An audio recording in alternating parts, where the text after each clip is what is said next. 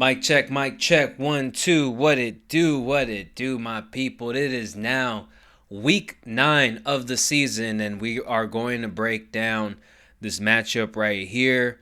Let's just jump right into it. We're talking about the Vikings heading to Detroit to play against the Lions, and man, the last time we saw the Vikings play in on Thursday Night Football against the Chargers, it was freaking atrocious. They lost by I think about 3 scores. The O-line could not protect the quarterback at all. Carson Wentz is basically out for the season now.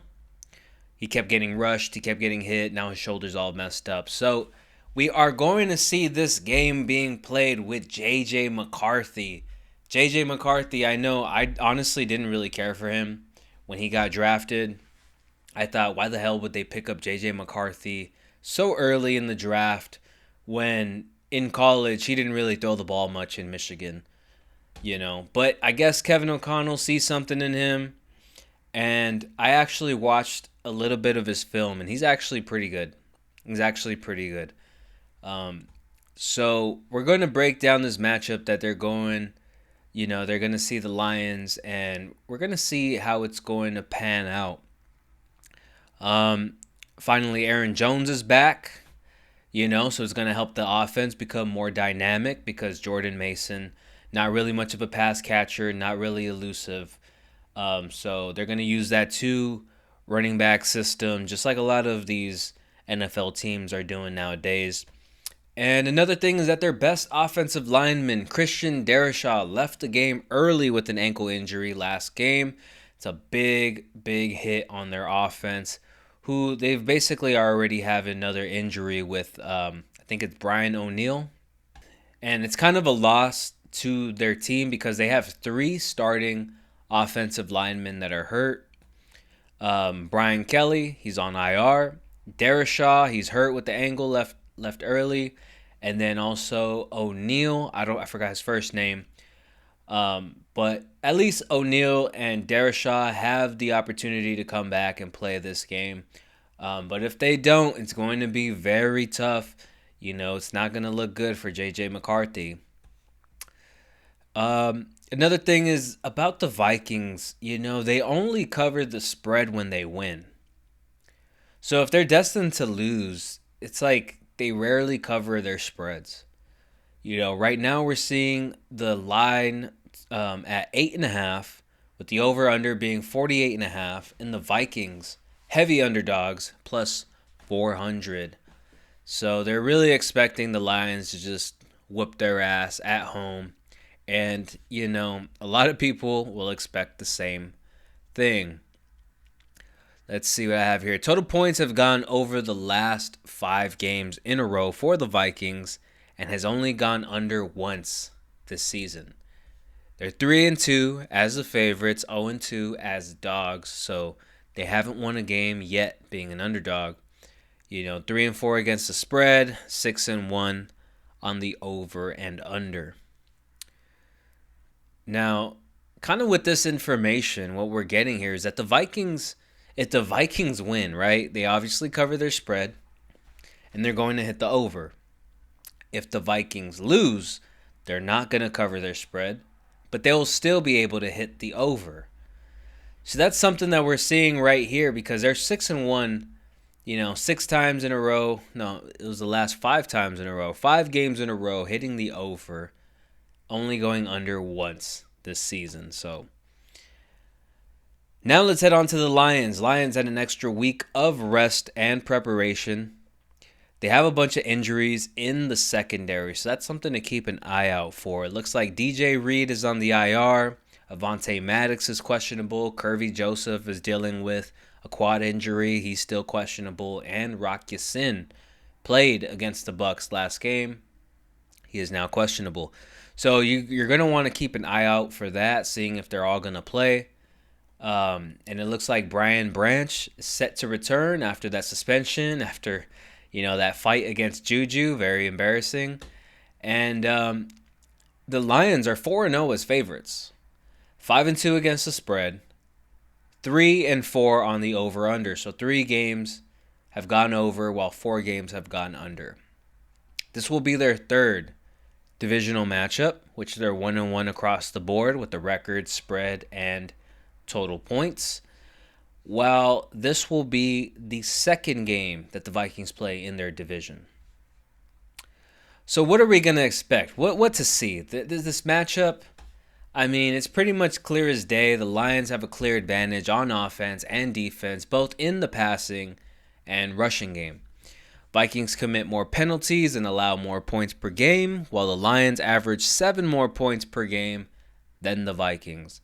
Lions have covered an 8.5 spread on 71% of their games, while the Vikings have covered an 8.5 spread on 43% of their games. So everything is kind of pointing towards the Lions whooping some ass, Vikings not being able to cover their spread, but yet total points likely to go over. So if the Lions have to rely on their backup DBs, I mean, this might be an interesting scenario because you're going to look for the Vikings to take advantage with their receiving weapons. I mean, they have one of the best, possibly the best receiving duo in the league in Justin Jefferson and Jordan Addison. They have a couple of other weapons like Hawkinson and Jalen Naylor.